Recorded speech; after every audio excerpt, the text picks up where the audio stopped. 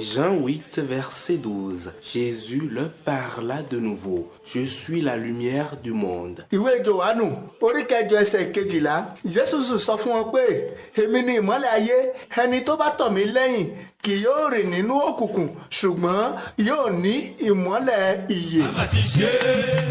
La lumière vivante, la lumière vivante. La lumière vivante, votre nouveau format d'émission religieuse qui vous parle de la bonne nouvelle et de la libération des captifs.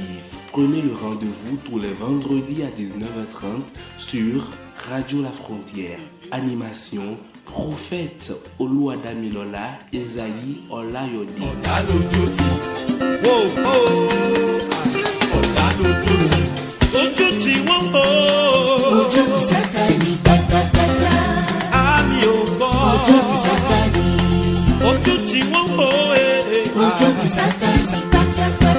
Béni soit l'Éternel des armées, Dieu qui ne change pas pour cette opportunité, cette grâce de nous compter parmi les vivants. Et merci infiniment, Papa. Je profite de cette occasion pour saluer certaines personnalités très chères pour moi. Il s'agit de mon papa biologique, le missionnaire et pasteur Olayode Samuel du côté du Gabon, et son frère, le missionnaire Bami Boucher Adissa. Je salue aussi mes pères spirituels. Il s'agit de Boko Denis et du prophète Don Wawe David. Et béni soit l'Éternel qui les a gardés jusqu'à présent pour moi. Je suis le prophète Oluwadamilola Esayi Olayode. Ce soir, nous allons parler des causes principales de l'insuccès des hommes. Qu'est-ce qui amène les hommes à ne pas réussir? Bien-aimé dans le Christ, bien vrai que tu fais ta prière, tu donnes des offrandes, tu respectes les commandements, mais dans ton cœur règne toujours la peur, le doute et le péché. Ces trois facteurs sont les catalyseurs de la croyance des chrétiens qui n'ont pas une base de foi profonde. Quand ces trois choses règnent dans la vie d'un chrétien, la personne est inutile. La personne est zéro devant l'Éternel. Cependant, une anxiété malsaine risque de grandir en nous et devenir monstrueuse au point d'asservir toute notre personnalité. Le doute est un état d'esprit qui se positionne entre la foi et l'incrédulité, et ce n'est ni exclusivement la foi ni l'incrédulité seule. C'est partiellement l'un et l'autre prise ensemble. Et c'est cette incrédulité qui est dans la vie de Thomas, qui a renié Jésus-Christ, qui ne croit pas, qui doutait que Jésus-Christ est bien vraiment ressuscité. Et si nous lisons dans Jean 20, Jean chapitre 20, verset 27 à 29, c'est là comment Thomas a commencé par douter que non, Jésus-Christ n'a pas ressuscité. Et Jésus-Christ l'a dit non. C'est parce que tu m'as vu maintenant. C'est pour cela que tu crois. Nous avons 4 peurs les plus courantes qui aliment l'homme. La peur du rejet. Et la peur, c'est un état d'esprit qui échoue. Si nous lisons dans Matthieu 14, verset 28 à 31, Pierre lui répondit, Seigneur, si c'est toi, ordonne que j'aille vers toi sur les eaux. Et il dit, viens. Pierre sortit de là-bas et marcha sur les eaux pour aller vers Jésus. Mais, voyant que le vent était fort, il eut peur. Et comme il commençait à s'effondrer, il s'écria, Seigneur, sauve-moi. Aussitôt Jésus étendit les mains, le saisit et lui dit, homme de peu de foi, pourquoi as-tu douté? Vous voyez, ce sont les choses qui manipulent tous les chrétiens du monde d'aujourd'hui et qui les amènent à échouer. La peur de l'échec. Les gens ont eu peur de l'échec et la crainte de mort. Et le quatrième, il s'agit de l'appréhension de tomber dans le désespoir. L'appréhension de tomber dans le désespoir, c'est ça qui amène la tentation et les épreuves du Satan. Et, par exemple, bien-aimé, rappelle-toi que toute chose que tu dis et tu penses dans ton cœur sera réalisée. Et Job n'a omis le péché, Job a peur et il doute dans son cœur. Job qui croyant de perdre tous ses biens, au finish, il est tombé dans les épreuves du Satan. Job 3, verset 25. Ce que je crains, c'est ce qui m'arrive. Ce que je redoute, c'est ce qui m'atteint. Vous voyez un peu. C'est lui, il redoute, il a peur de ça, de perdre ses biens, de perdre tout ce qu'il a. Mais au finish, le Satan est venu, lui tenter. Plaignez Job auprès de l'Éternel. Vous voyez, chers chrétiens du monde entier, réfléchissons ensemble. Laissez votre doute à part. La paix, laissez ça. Et le péché qui est le Père, laissez le péché pour pouvoir avoir l'avantage et la réussite de l'Éternel avec vous. Pour que Josué ne tombe pas et ne rate pas cette opportunité de la part de Dieu, Dieu lui parla en ces mots. Ne t'ai-je pas donné cet ordre? Fortifie-toi et prends courage. Ne t'effraie point et ne t'épouvante point, car l'Éternel ton Dieu est avec toi dans tout ce que tu entreprendras. Bien-aimé, prends courage en face des challenges et garde ta foi. L'apôtre Paul disait, ce n'est pas un esprit de timidité que Dieu nous a donné, mais un esprit de force, d'amour et de sagesse. Bien-aimé, le doute ne nous donne pas l'accès à des choses que nous voulons. Dans la Bible, dans Jacques 1, verset 6, écoutez ce que la Bible dit. Mais qu'il la demande avec foi, sans douter, car celui qui doute est semblable au flot de la mer, agité par le vent et poussé de côté et d'autre. Le verset 7 dit, qu'un tel homme ne s'imagine pas qu'il recevra quelque chose du Seigneur. C'est un homme irrésolu, inconstant dans toutes ses voies. C'est ça. Quand l'homme doute, il demande, il prie. Il demande, il fait tout devant l'Éternel, mais ça n'arrive pas. Dieu n'exauce pas la prière des gens qui doutent, les gens qui ont peur, les gens qui commettent des fornifications du péché. Non, Seigneur n'écoute pas. Parce que notre Jésus est un Dieu qui est juste. Parlons un peu du péché. Et Romains 6, verset 1. Que dirons-nous donc? Demeurions-nous dans le péché afin que la grâce abonde? Au début du deuxième verset dit, loin de là. Ça veut dire quoi? On ne peut pas rester dans le péché et dire que l'abondance, la bénédiction jaillit sur nous. Loin de là. Il est écrit au 12e verset, que le péché ne règne donc point dans votre corps mortel et n'obéissez pas à ses convoitises. Le péché ne donne pas quelque chose du bien. Plutôt, le péché bloque l'alliance qui est entre l'homme et Dieu. Bien-aimés dans le Christ, gardez votre courage. Réfléchissez bien. Quand la peur, le doute et le péché est dans la vie d'un chrétien, tout ne va pas. Un jour, un homme vient à Jésus en reconnaissant ses luttes face à ses doutes.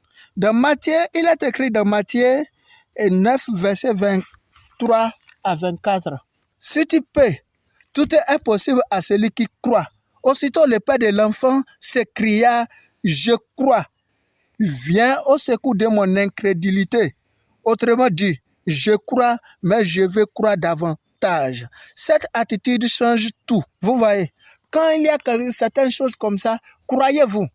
Les challenges vont venir, mais prenez courage et priez à notre Seigneur. Il est là pour exaucer vos prières. Il est là pour entendre vos cris. La Bible dit, l'amour parfait bannit la crainte. Bien-aimé, il n'y a pas d'échec avec Jésus-Christ. C'est l'homme même qui crée son échec par l'abandon et ses peurs. C'est lui-même qui crée tout ça là, par l'abandon et ses peurs. Qu'est-ce qui amène l'abandon? C'est le péché qui est à la base. Quand tu pêches, tu pries, mais Dieu n'exauce pas tes prières. Tu vas dire qu'il n'y a pas de Dieu. Or, tout est possible à celui qui croit. Crois en Dieu et tu seras sauvé.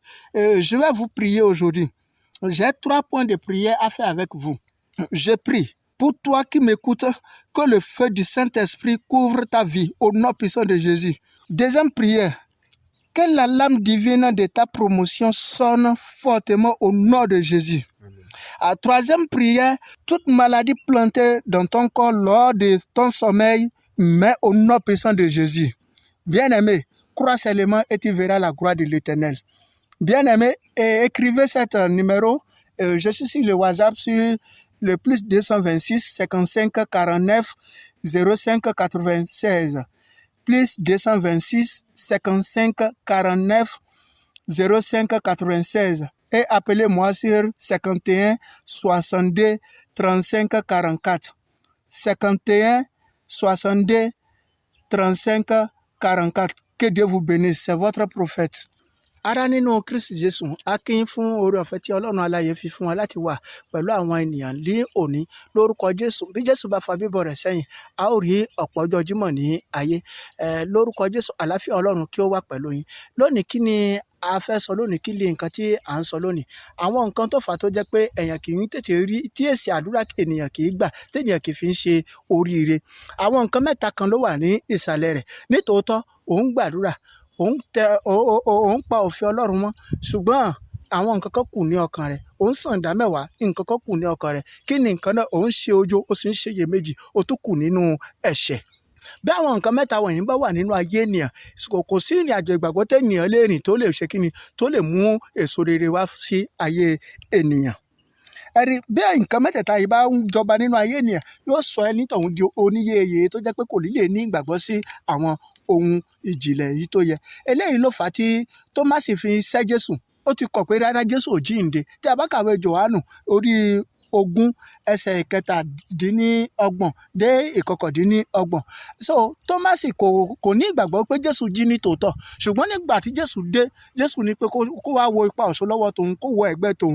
So ìgbà yẹn ló ṣẹ̀ tó wá bẹ̀rẹ̀ sí ń kó lòlù pé Jésù ò fẹ́ gbogbo èyí nì. Ní ìgbàgbọ́, kó o sì gbàgbọ́ pẹ̀lú rẹ̀, ẹni tọ̀hún yóò ṣe rere. Ẹ̀rí, àwọn nǹkan mẹ́rin kan wà èyí tẹ́nìyàn ń sá fún jù. Ènìyàn máa ń sá pé bóyá wọ́n á lé mi tí bá débi báyìí sì, mi ò ní lè lọ síbẹ̀. So èkejì ni pé tí bá ṣe nǹkan báyìí sì, mo lè ní ìjákulẹ̀. So ó jẹ́ méjì. Ẹ̀kẹta, ènìyàn ń sá pé ikú ní gbogbo ìgbà. Ẹ̀kẹrin ni wípé kéènìyàn má ṣubú sínú ìdẹ́kùn Sátánì. Àwọn nǹkan wọ̀nyí, ẹ gbọ́, gbogbo nǹkan wọ̀nyí tẹ́ ń rò ní ọkàn ara yín, ó ń jókòó síbẹ̀. Ẹ wò, ká mú ti ẹ̀ṣẹ̀ kúrò. Nígbà tí Jóòbù bẹ̀rẹ̀ sí ní rò ní ọkàn rẹ̀, Jóòbù bẹ̀rẹ̀ sí ní rò àwọn ohun kan ní ọkàn rẹ̀. So Ọlọ́run dá lóhùn rẹ̀. Jóòbù bẹ̀rẹ̀ sí ní rò ní ọkàn rẹ̀ wípé kí gbogbo nǹkan tóun sì níṣẹ̀ kó sì parẹ́, kọ́mọ tóun sì kú, kí nǹkan báyìí ṣẹlẹ̀, kí nǹkan báyìí ṣẹlẹ̀. Ẹ bá mi lọ sínú ìwé mímọ́, ìwé Jóòbù orí 3 ẹsẹ̀ 25. Nítorí pé ohun náà tí mò ń bẹ̀rù gidigidi ni ó dé bá mi yìí, ẹ̀rù ohun tí mò ń bà ni ó sì dé sí mi yìí. Ẹ̀rí, òun fúnra rẹ̀ ṣe kí ni o? Ó ti ní ọwọ́, ó ti ro nǹkan wọ̀nyí ní ọkàn rẹ̀ títí Sátánì wá rí ní ọkàn rẹ̀ wípé yes, ibi kòtò kan ti wà ńbẹ̀ tóun gbé lè dán wò. Eléyìí ni Sátánì gbámú tó fi lọ síwájú Ọlọ́run. Ará nínú Kristi Jésù, ẹ di ìgbàgbọ́ yín mú. Ẹ má ṣiyèméjì. Ẹ dúró jẹ́ nínú Kristi Jésù. Ẹ̀yin yóò sì rí ìgbàlà. Ẹ mú ẹ̀ṣẹ̀ kúrò ní ọ̀nà yín, nítorí ẹ̀ṣẹ̀ á máa fà kí ènìyàn kí ó ní ìjákulẹ̀ ní gbogbo ọ̀nà. Ẹ̀ṣẹ̀ á máa fà kí ìjákulẹ̀ kí ó dé bá ayé ènìyàn. Ìwé Róòmù orí 6 ẹsẹ̀ 1 ó ní, ǹjẹ́ a lè wà nínú ẹ̀ṣẹ̀ ká ní pé kí oore ọ̀fẹ́ kí ó máa pọ̀ sí? Ní ìbẹ̀rẹ̀ ẹsẹ̀ kejì ni pé kí a má rí. Eléyìí fi hàn wípé ènìyàn Kìrìsìtẹ́nì ò lè wà nínú ẹ̀ṣẹ̀ ní gbogbo ìgbà ní ojoojúmọ́ kí ó tún lè máa béèrè fún oore ọ̀fẹ́ Kristi. Kò lè ṣẹlẹ̀. Ọlọ́run ò ní gbọ́ àdúrà rẹ̀. Ní ẹsẹ̀ 12, wọ́n ní pé kí ẹ̀ṣẹ̀ kí ó má jogún àgọ́ ara wa yìí. Kí ẹ̀ṣẹ̀ kó máa tì wá láti lè ṣiṣẹ́, ká wà nínú ẹ̀ṣẹ̀, kí ẹ̀ṣẹ̀ máa tì wá láti lè ṣe ohun gbogbo. Ẹ jẹ́ ká ṣe kí ni o? Ká yẹ̀ kúrò nínú rẹ̀. Eléyìí ni ó lè ràn wá lọ́wọ́. Nǹkan kan ṣẹlẹ̀ nínú ìwé Máàkù orí 9 ẹsẹ̀ 23 sí 24. Bàbá ọmọ kan wà ńbẹ̀ yìí tó jẹ́ pé ìgbàgbọ́ rẹ̀ kù díẹ̀ kí àtó. Ẹ wá wo nǹkan tí ó ṣẹlẹ̀ sí. Jésù sì wí fún un pé, bí ìwọ bá lè gbàgbọ́, ohun gbogbo ni ṣíṣe fún ẹni tí ó gbàgbọ́. Lójú kan náà, bàbá ọmọ náà kígbe ní ohùn rara, ó sì fi omijé wí pé, Olúwa, mo gbàgbọ́, ran àìgbàgbọ́ mi lọ́wọ́. Ẹ̀rí, gbólóhùn yóò ṣe kí ni o? Ó kó ìjánu láti jẹ́ kí Kristi lè ràn lọ́wọ́. Tí a bá tẹ̀síwájú, lọ́gán Jésù pàṣẹ fún àrùn ọmọ ẹ̀ nǹkan tó kọ lọ́mọ náà ó sì jáde kúrò nínú ayé rẹ̀. So ẹ̀yin náà ẹ bẹ̀rẹ̀ lọ́wọ́ Ọlọ́run, Olúwa ràn ìgbàgbọ́ mi lọ́wọ́, ràn ìgbàgbọ́ mi lọ́wọ́, nítorí pé ohun ṣíṣe ni fún Ọlọ́run. Ẹ rí ará nínú Kristi Jésù, mo ní àdúrà mẹ́ta kan láti gbà fún yín lónìí, nítorí tí ó ṣe kí ni ó ṣe kókó. Gbogbo ìwọ tó ń gbọ́ mi ní ọ̀sán yìí, lórúkọ Jésù kí iná ẹ̀mí mọ́ kó ṣíji bò ọ́. Agbára èyí tí ń tì ẹ́ sókè tì ẹ́ sódò tí ọkàn náà ò fi balẹ̀, lórúkọ Jésù ó yá kó gbé iná dànù. Èkejì, gbọ́ òkìkí ìṣerere rẹ níbikíbi tó wà, lórúkọ Jésù ó yá kó bú jáde. Ọwọ́ ńlá Elédùmarè tó ṣàwárí àìké nínú omi, lórúkọ Jésù ó yá kó ṣàwárí ògo rẹ̀. Ẹ̀kẹta rèé, gbọ́rọ̀ Olúwa, gbogbo ìwà àìsàn tí a ti gbìn sínú ayé gbogbo àwọn tí ń gbọ́ mi yìí látẹnu ojúnu wá, lórúkọ Jésù ó yá gbẹ̀ dànù. Agbára Ọlọ́run ọ̀gá ògo ó yá kó ṣe ìdájọ́ rẹ̀. Ọlọ́run kó tú yín sílẹ̀, àbọ̀ Ọlọ́run ọ̀gá ògo kí ó wà pẹ̀lú yín, kí iṣẹ́ yín kí ó tẹ̀síwájú. Ará nínú Kristi Jésù, oore ọ̀fẹ́ pàtàkì ní ọ̀sán yìí láti lè jẹ́ kí n fi nọ́mbà mi sílẹ̀ ní àṣálẹ́ yìí. So ẹ lè pè mí sórí àwọn nọ́mbà yìí fún ẹ̀bẹ̀ àdúrà lórí WhatsApp. Ẹ tẹ 2 àti 6 àrún àrún 4 àti 9 òdo àti àrún àrún 9 àti 6. Ẹ tẹ please síwájú 2 àti 6 àrún àrún 4 àti 9 òdo àti àrún àti 9 àti 6. Ẹ sì lè pè mí sórí 2 àti 1 6 àti 2 3 àti 5 4 2 2 àti 1 6 àti 2 3 àti 4 4 2. Kí Ọlọ́run àlàáfíà kí ó wà pẹ̀lú yín. Náyẹ kó dán mi dága, kó má di kẹ̀kẹ́ tó ṣe lẹ́kọ̀ọ́ mi lò. Okluna jíwé yáwé ṣe. Okluna jíwé yáwé ṣe. Nukú dágbé tó mẹ́wẹ́ ògbẹ́tẹ́. Àbí náwó nọ́gẹ́ mẹ́tò tẹnu. Ṣùgbọ́n gbé bíbí ayé jíjẹ tó jàtà fóònù. Déyìn tó wẹ́ tó núyọ ṣe mẹ́yìn náà tó pẹ́. Ṣùgbọ́n gbé bíbí ayé jíjẹ tó jàtà fóònù. Déyìn tó wẹ́ tó núyọ ṣe mẹ́yìn náà tó pẹ́.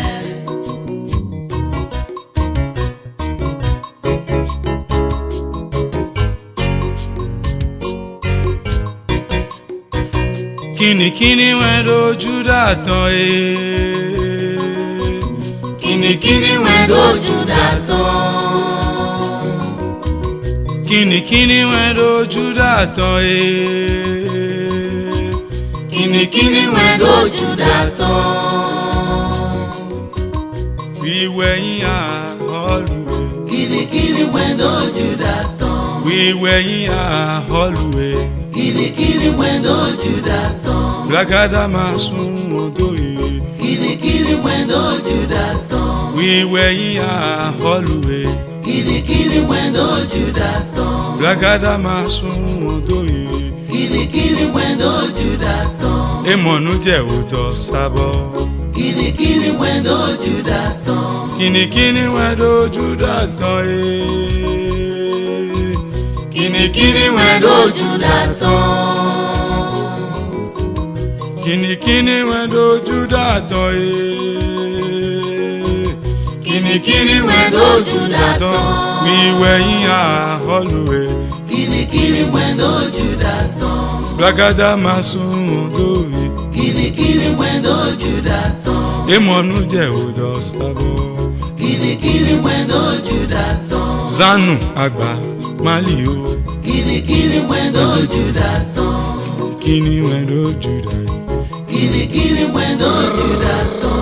Agwago, Jésù bíbí, Jésù sẹ́yìn, Jésù bíbí, Jésù sẹ́yìn, Jésù bíbí, Jésù sẹ́yìn, Jésù bíbí, òjé, òzégédé, òjéjé, ìgbónúwẹ̀ Jésù, èkódókò rọ̀, Jésù sẹ́yìn, Jésù bíbí, Jésù sẹ́yìn, Jésù bíbí, Jésù sẹ́yìn, Jésù bíbí, Jésù sẹ́yìn, òzégédé, òjéjé, ìgbónúwẹ̀ Jésù.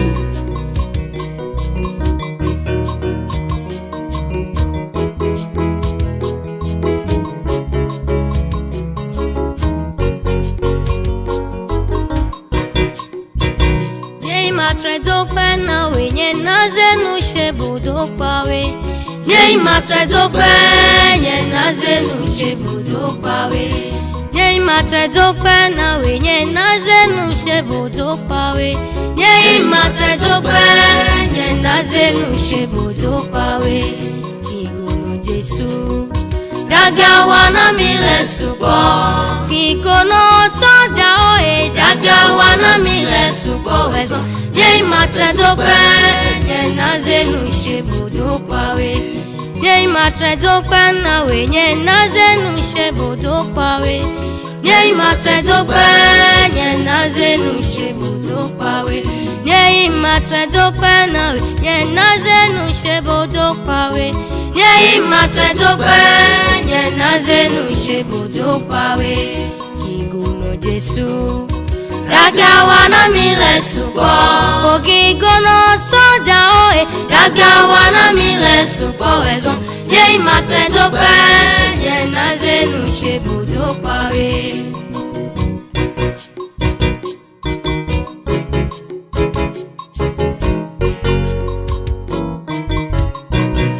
Novina maya ule vojo onye domo kantoriro. Novina maya ule vojo onye domo na sudowe. Novina maya ule vojo onye domo kantoriro. Novina maya ule vojo onye domo na sudowe. Novina maya ule vojo onye domo kantoriro. Novina maya ule vojo onye domo na sudowe. Novina maya ule vojo onye domo kantoriro.